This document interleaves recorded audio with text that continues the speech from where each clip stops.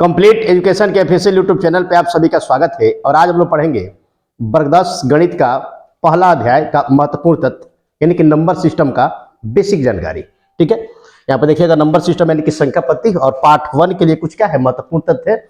और इन सभी तथ्यों का इस्तेमाल स्टैटिक्स यानी कि सांख्यिकी में भी हम करेंगे। एक एक करके देखते हैं। कुछ परिभाषित शब्द है, देखिएगा।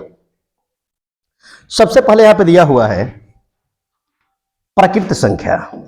कौन संख्या यहाँ पे? प्राकृत संख्या है। देखिए, प्राकृत संख्या यानी कि नेचुरल नंबर।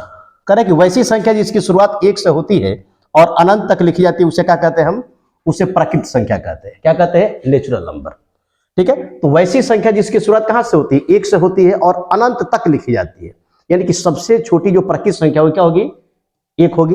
ठीक है, यह भी प्रश्न पूछता है कि सबसे छोटी प्राकृत संख्या कौन सी होती है, तो क्या होगा? 1। और यहाँ पे देखिएगा मुख्य बात क्या है इसमें, दो लगातार प्राकृत संख्याओं के बीच का जो अंतर होता है वह कितने का होता है? अंतर होता है 1 का। या फिर प्रश्न ऐसे भी आता है कि दो लगातार प्राकृत संख्याओं का एचसीएफ कितना होता है। ठीक है, तो एचसीएफ भी क्या हो जाएगा? यानी कि उभयनिष्ठ संख्या। तो उभयनिष्ठ संख्या भी आपका 1 होगा। क्या होगा? 1। ठीक है, तो इसे याद रखिएगा। अब उसके बाद से देखेंगे हम प्राकृत संख्या के बाद पूर्ण संख्या यानी कि होल नंबर। पूर्ण संख्या किसे कहते हैं?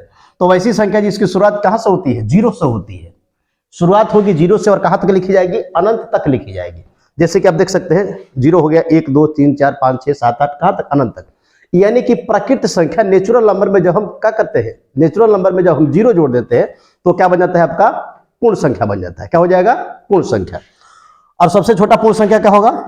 1 होगा, 0 होगा। ठीक है, सबसे छोटा पूर्ण संख्या जो होगा वो हमारा 0 होगा। उसके बाद से क्या होगा? 1 2 3 4 5 6 7 8 अनंत तक लिखी जाएगी। तो याद रखिएगा, इसका इस्तेमाल भी सवाल बनाने में किया जाएगा।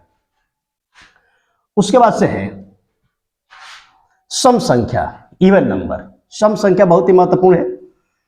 करेक्ट, सम संख्या किसे कहते हैं? तो ऐसी संख्या जो 2 से पूर्णतः विभाजित होती है उसे क्या कहते हैं? सम संख्या कहते हैं। कोई भी संख्या होगी यदि वह 2 से पूर्णतः विभाजित होती है तो उस संख्या को हम क्या कहेंगे? सम संख्या।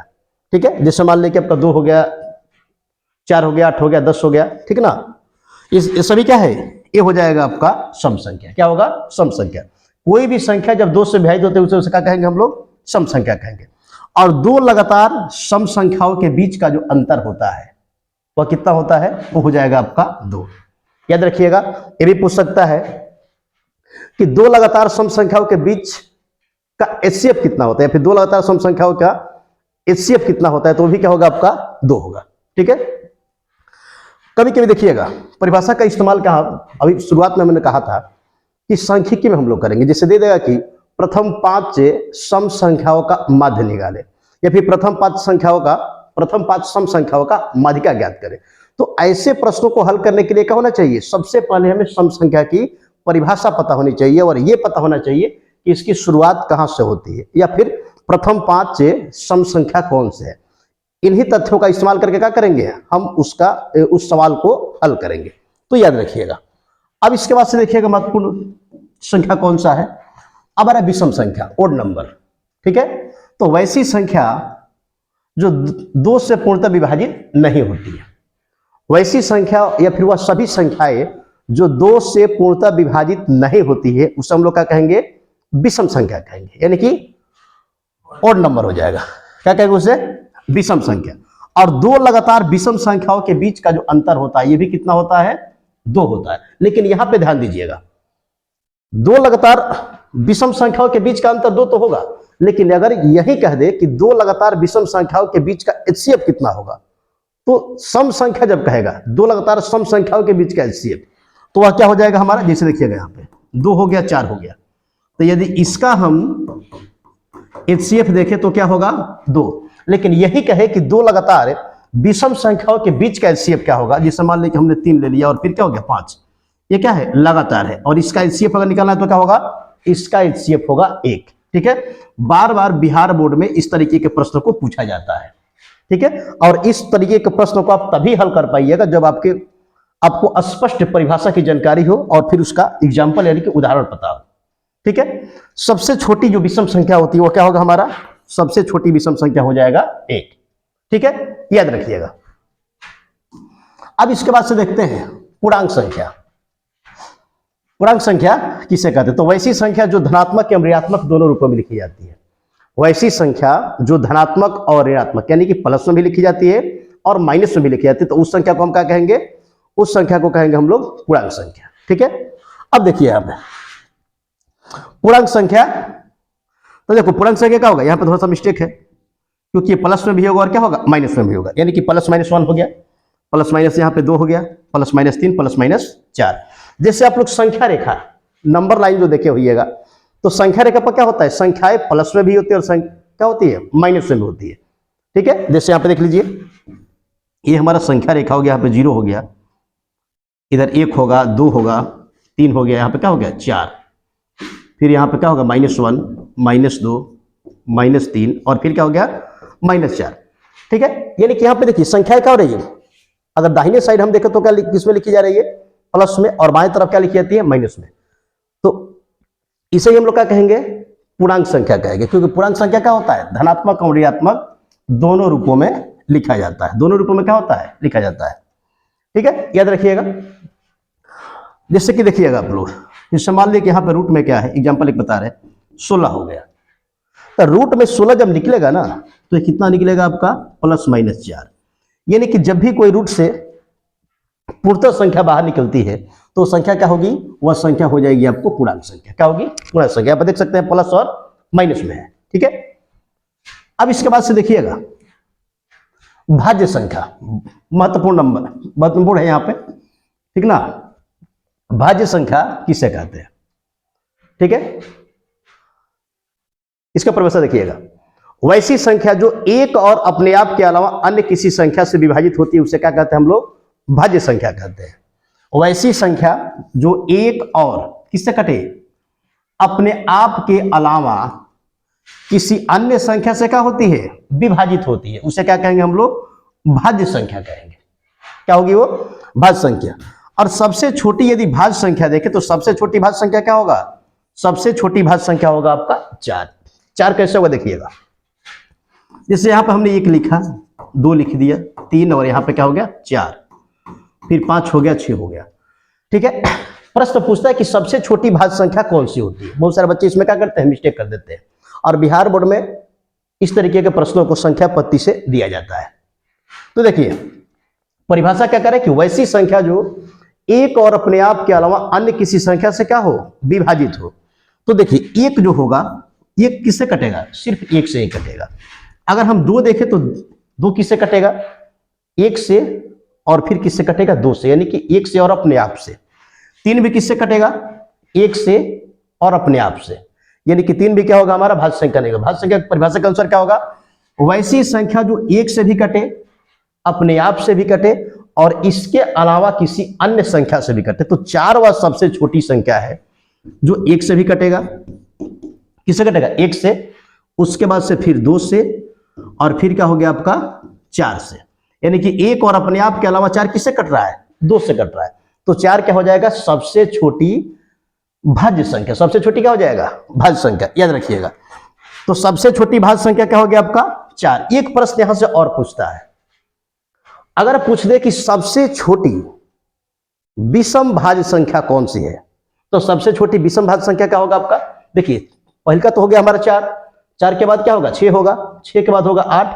तो ये तीनों क्या है, शुरुआत वाला 3 जो भाज्य संख्या है वह क्या है, सम भाज्य संख्या, यानी कि सम संख्या है। लेकिन सबसे छोटी यदि कहे कि विषम भाज्य संख्या क्या है, तो वह क्या होगा आपका 9 होगा। ठीक है, कभी ये पूछा था बिहार बोर्ड में, प्रीवियस ईयर का जो आप पेपर देखिएगा तो उसमें इस तरीके के प्रश्न आपको मिलेंगे। तो सबसे छोटी भाज्य संख्या क्या हो जाएगी, अब विषम भाज्य संख्या, तो विषम भाज्य संख्या होगा आपका 9। और सबसे छोटी अगर भाज्य संख्या कहे तो क्या होगा, सबसे छोटी भाज्य संख्या हो जाएगा आपका 4। ठीक है, इसी तरीके से आप देखते रहिए, बहुत ही महत्वपूर्ण प्रश्न है ये। कितना नंबर, ओहो मिस्टेक, 8 इसके नीचे। अब देखिएगा अभाज्य संख्या, प्राइम नंबर। अभाज्य संख्या किसे कहते हैं, तो वैसी संख्या जो एक और अपने आप के अलावा अन्य किसी संख्या से विभाजित नहीं होती है, उसे क्या कहेंगे हम लोग? अभाज्य संख्या। क्या होगा? अभाज्य संख्या। वैसी संख्या जो एक से कटे, ठीक है, और इसके अलावा क्या हो, एक और अपने आप के अलावा अन्य किसी संख्या से क्या होती है? विभाजित नहीं होती है, उसे क्या कहेंगे हम लोग? अभाज्य संख्या कहेंगे। उसे क्या कहते हैं? अभाज्य संख्या। और सबसे छोटी यदि अब अभाज्य संख्या देखें तो सबसे छोटी अभाज्य संख्या क्या होगी? सबसे छोटी अभाज्य संख्या होता है आपका 2। कभी कभी प्रश्न भी पूछता है कि सम अभाज्य संख्या कौन? सबसे छोटी सम अभाज्य संख्या कहे तो सबसे छोटी सम अभाज्य संख्या यानी कि अभाज्य संख्या भी और क्या हो? सम संख्या भी हो। तो इकलौता 2 वह संख्या है जो अभाज्य संख्या भी है और सम संख्या भी है, और क्या है? सबसे छोटा यह है अभाज्य संख्या है। याद रखिएगा, अभाज्य संख्या की शुरुआत किससे होती है? 2 से होती है, ठीक है। 2 हो गया, उसके बाद से क्या हो गया? 3, 5 है, 7 है, 9 है, 11 है, 13 है, ठीक ना। अभी देखिएगा यहाँ पे महत्वपूर्ण तथ्य लिखा हुआ है, बहुत बार डायरेक्ट प्रश्न के रूप में आता है वस्तुनिष्ठ में। यहाँ पे देखिए 1 से 50 तक के बीच में अभाज्य संख्याओं की संख्या कितनी होती है? तो 1 से 50 के बीच में अभाज्य संख्या होगा 15, ठीक है। और फिर उसके बाद से 1 से लेकर के 100 तक के अगर अभाज्य संख्याओं की संख्या देखें तो यह कितना होता है? यह होता है आपका 25। 1 से लेकर के 100 तक कितना होगा? 25 होगा। और 1 से लेकर के 50 के बीच में कितना होगा? 15 होगा, ठीक है। यानी कि 50 से 100 तक के बीच में जो अभाज्य संख्या होगा वह कितना होगा? 10 हो जाएगा, ठीक है। कितना होगा? तभी तो मान लीजिए 15 हो गया, यहाँ पे 10 हो गया, दोनों मिलाकर क्या हो गया? 1 से लेकर के 100 तक के बीच में 25 आपका हो जाएगा अभाज्य संख्या, ठीक है। अब इसके बाद देखते हैं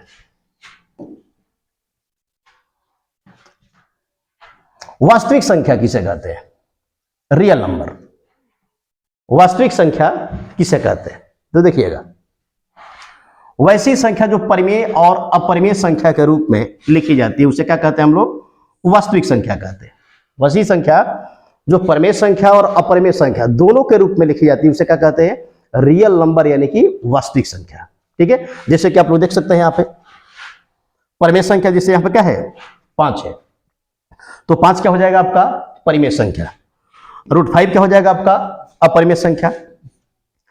2√5 कितना होगा आपका? ये भी हो जाएगा आपका परिमेय संख्या। -5 क्या हो जाएगा? परिमेय संख्या। और 2/5 क्या हो जाएगा? परिमेय संख्या। यानी कि वैसी संख्या जो परिमेय और अपरिमेय संख्या के रूप में लिखी जाती है उसे क्या कहेंगे? वास्तविक संख्या, यानी कि रियल नंबर कहते हैं, ठीक है। अब इसके बाद से देखेंगे नेक्स्ट क्या है, देखते हैं। अब आ रहा है यहाँ पे परिमेय संख्या, ठीक है ना।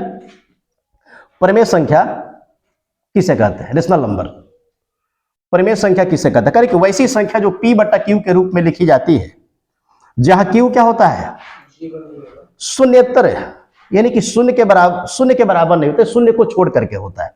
वैसी संख्या जो P/Q के रूप में नहीं लिखी जा सकती है जहां पे Q क्या होता है? शून्य के बराबर नहीं होता है, उसे क्या कहेंगे? उसे हम कहेंगे आपका, पुनः एक बार देखते हैं परिभाषा को। वैसी संख्या जो P/Q के रूप में लिखी जाती है उसे क्या कहते हैं? परिमेय संख्या, ठीक है। जहां जैसे P हो गया, यहाँ पे क्या हो गया? Q, लेकिन Q क्या होता है? Q नॉट इक्वल टू क्या होगा? शून्य। यानी कि Q, यानी कि देखो यहाँ पे अगर P आपका अंश हो गया, अगर ये क्या हो गया? आपका हर हो गया, तो जो हर होता है ना वह 0 के बराबर नहीं होना चाहिए, ठीक है, शून्येतर होना चाहिए। जैसे यहाँ पे देख सकते हैं आप, क्या हो गया? 4/5, 1/2, 0/1, 5/2, ये सभी क्या है? ये सभी आपका परिमेय संख्या है। सभी क्या है? परिमेय संख्या। अब देखिए Q नॉट इक्वल टू 0 का मतलब क्या हो? जिससे मान लीजिए 5/0 नहीं हुआ, ये क्या है आपका? यह एक परिमेय संख्या नहीं होगा, ठीक है। या फिर मान लीजिए कि यहाँ पे 7 हो गया, अब बट्टा में 0, तो ये भी क्या होगा? एक परिमेय संख्या नहीं होगा, ठीक है, याद रखिएगा। अब उसके बाद से देखते हैं अपरिमेय संख्या किसे कहते हैं, ठीक है। करेक्ट, वैसी संख्या जिसे P/Q के रूप में नहीं लिखा जा सकता उसे क्या कहते हैं? अपरिमेय संख्या कहते हैं। वैसी संख्या जिसे P/Q के रूप में नहीं लिखा जा सकता उसे क्या कहेंगे हम लोग? अपरिमेय संख्या कहते हैं। या फिर जितनी अभाज्य संख्याएं होती है, यदि अभाज्य संख्या क्या हो? रूट में हो, तो सभी क्या होगा? वो सभी आपको हो जाएगी अपरिमेय संख्या, ठीक है। इसी पाठ में आप लोग को प्रमाणित भी कराया जाएगा, सत्यापित कराया जाएगा कि √5 पे अपरिमेय संख्या है कैसे, उसको साबित करेंगे हम तथ्य से, ठीक है ना। इसका इस्तेमाल किया जाएगा। तो देखिए √5 हो गया, √3 हो गया, √7, 2 माइनस √2, 3 प्लस 2 √2, ये सभी क्या है, ये सभी हो जाएगा आपका अपरिमेय संख्या, ठीक है, याद रखिएगा। अब इसके बाद से देखते हैं करें कि सह अभाज्य संख्या को प्राइम नंबर, बहुत ही महत्वपूर्ण है ये। हाँ अंतिम होगा। सह अभाज्य संख्या किसे कहते हैं? तो वैसी संख्या या फिर वैसी दो संख्याएं जिसका HCF 1 होता है, उसे क्या कहेंगे हम लोग? उसे कहेंगे को प्राइम नंबर, यानी कि सह अभाज्य संख्या। देखिए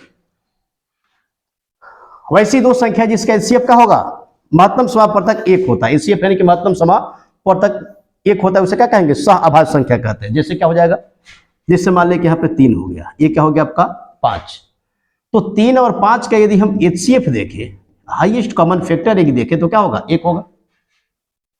उसी प्रकार हम 5 भी ले सकते हैं, यहाँ पे 9 भी ले सकते हैं, इसका भी HCF क्या होगा? इसका भी HCF हमारा 1 होगा।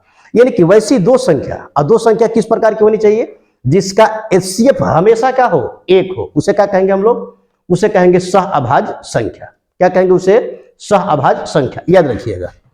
तो ये संख्या पद्धति से कुछ महत्वपूर्ण परिभाषित शब्द थे जिसका इस्तेमाल करके हम पहले अध्याय को हल करेंगे, और इसी सभी परिभाषित और एग्जाम्पल का उपयोग करके जो आपका सांख्यिकी होता है स्टैटिस्टिक्स से, अध्याय 14 है, वर्ग 10 में ही पढ़ना है, उसको उसके भी सभी प्रश्नों को क्या करेंगे? हल करेंगे।